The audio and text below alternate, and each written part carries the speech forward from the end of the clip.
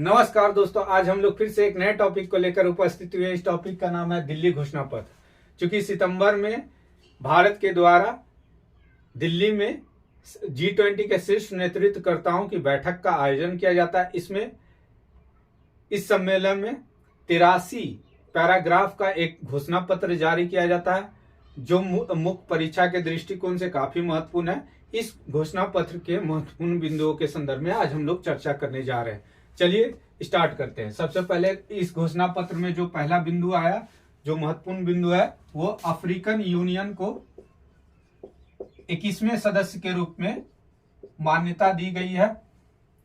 African union का अपना एक महत्व है, 21वां सदस्य। ठीक है, क्या है पहला देखें तो यहां पर निवेश की संभावना और व्यापार के दृष्टिकोण से काफी इसका महत्व है।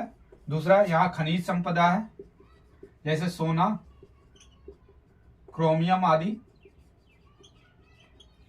तीसरा, अफ्रीकन यूनियन का जो महत्व है वो नवीकरणीय ऊर्जा के लिए काफी महत्वपूर्ण है, क्योंकि यहाँ पर सौर ऊर्जा की संभावनाएं अपार है। पवन ऊर्जा के क्षेत्र में भी यहाँ काफी संभावनाएं हैं। भारत के दृष्टिकोण से देखें तो भारत को एक निवेश का एक नया क्षेत्र मिल जाएगा। दूसरा जो है, भारत की आईटी उद्योग को काफी बढ़ावा मिलेगा, या उनके लिए भी काफी संभावना है। तीसरा जो है, भारत के मानव श्रम को रोजगार का अच्छा अवसर अफ्रीका में मिल जाएगा। जो कौशल युक्त मानव है वहां जाके अपने स्किल को दिखा के काफी पैसे का अर्जन कर सकते हैं। ये इस घोषणा पत्र की प्रथम मुख्य बातें हैं। सेकेंड देखें तो कृषि या खाद्य उर्वरक के क्षेत्र में बहुत सारे घोषणा पत्र में बातों को शामिल किया गया, यानी वैश्विक खाद्य उर्वरकों के क्षेत्र में। इसमें क्या क्या मुख्य बातें रही हैं। पहला बात तो यह रहा कि कृषि, खाद्य और उर्वरक के संदर्भ में जो है निष्पक्ष नियम कानून का पालन किया जाएगा। निष्पक्ष नियम कानून का पालन। दूसरा जो महत्वपूर्ण है बिंदु है, WTO से वार्ता करने की, निष्पक्षता बरतने की बात की जाएगी। तीसरा जो है, निर्यात पर यानी कृषि निर्यात पर प्रतिबंध नहीं लगाया जाएगा। जैसे कि विकसित देश के द्वारा अपने यहाँ सब्सिडी देके हमारे जो विकासशील देश है उनके कृषि निर्यात को हतोत्साहित करने की बात का काम करते हैं। इन सबों पे जो है प्रतिबंध लगाने की बात की गई है। ठीक है, ये दूसरा महत्वपूर्ण एरिया था। तीसरा जो महत्वपूर्ण क्षेत्र है वो आतंकवाद की निंदा की गई है। आतंकवाद की निंदा।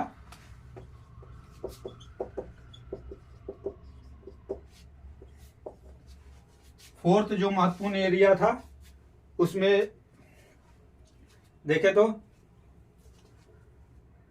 मजबूत, अस्थाई, समावेशी विकास करने की बात की गई है। इस एरिया में जो है MSME मतलब माइक्रो स्मॉल मीडियम इंटरप्राइजेज, सूक्ष्म लघु मध्यम इंटरप्राइजेज को बढ़ावा देने की बात की गई है। ये एरिया जो है रोजगार के क्षेत्र में रोजगार के लिए काफी महत्वपूर्ण है और अधिकांश लोगों को इस एरिया में रोजगार प्राप्त होता है। पांचवा जो महत्वपूर्ण बिंदु है वो है SDG, सतत विकास लक्ष्य को प्राप्त करने के लिए क्रॉस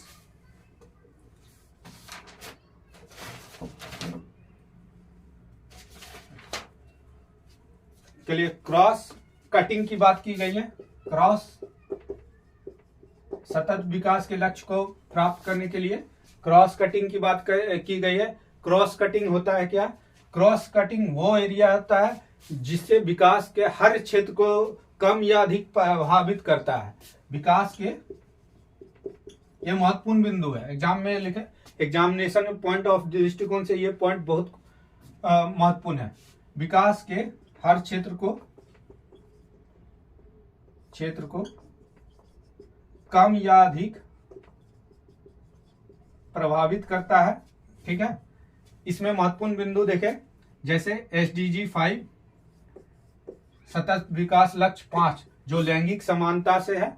लैंगिक समानता लगभग हर क्षेत्र को कहीं ना कहीं यह प्रभावित करता है। इसी प्रकार SDG 13 देखें तो वो भी, यानी ये जलवायु परिवर्तन से संदर्भ में, जलवायु परिवर्तन का प्रभाव जो है पूरे विश्व में पड़ रहा और ये कहीं ना कहीं हर क्षेत्र को प्रभावित कर रहा है। इसके बाद जो महत्वपूर्ण टॉपिक है इसमें बात की गई है हरित विकास की। छठा, हरित विकास पर बल देने के लिए छठा पॉइंट क्या है? हरित विकास। हरित विकास पर बल देने के लिए भारत ने मिशन लाइफ पर बल दिया है। साथ ही इसमें हाइड्रोजन ऊर्जा को बढ़ावा देने पे बल दिया।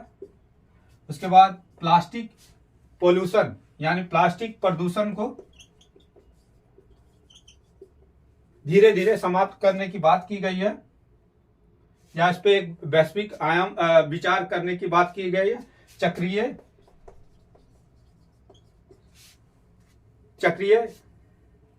अर्थव्यवस्था को अपनाने की बात की गई है।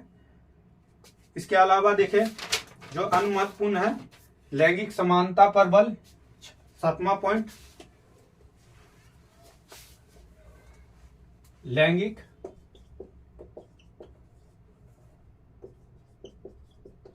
समानता पर बल। इसमें बहुत एक जो सबसे महत्वपूर्ण बात है वो यह है कि 2024 में जो ब्राजील में G20 का सम्मेलन आयोजित किया जाएगा, उसमें वुमेन वर्किंग ग्रुप का एक अलग से बैठक आयोजित की गई, यानी G20 का वुमेन वर्किंग ग्रुप का अलग से आयोजन किया जाएगा। फिर महिलाओं के नेतृत्व को बढ़ावा दिया जाएगा। ठीक है, और आर्थिक और सामाजिक रूप से उनका सशक्तिकरण करने की बात की गई है। 8वां जो महत्वपूर्ण है बिंदु है ग्लोबल साउथ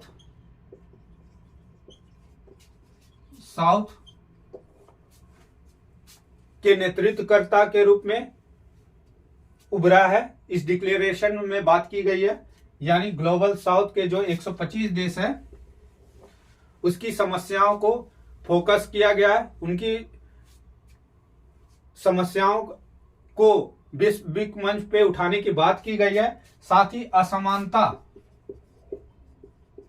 असमानता को दूर करने की बात की गई है इस घोषणा पत्र में। उसके बाद एक अन्य महत्वपूर्ण बिंदु है जो 9वां पॉइंट है पीपुल G20,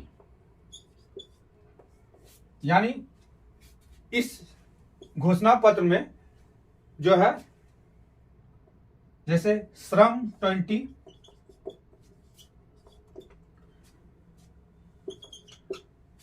फिर है U20 आदि के महत्व को दर्शाया गया है। पीपुल 20 के माध्यम से मानव केंद्रित चीजों पे बल दिया गया है। इसमें से श्रम 20 जिसकी बैठक का आयोजन कहाँ होता है? पटना में। ये बीपीएससी के एग्जामिनेशन के दृष्टिकोण से ये पॉइंट महत्वपूर्ण होता है। हो सकता है आपको श्रम 20 कि पटना पे जो श्रम 20 पटना में जो बैठक की आयोजन की गई थी उस पर एक शॉर्ट नोट्स आपको लिखने को आ सकता है।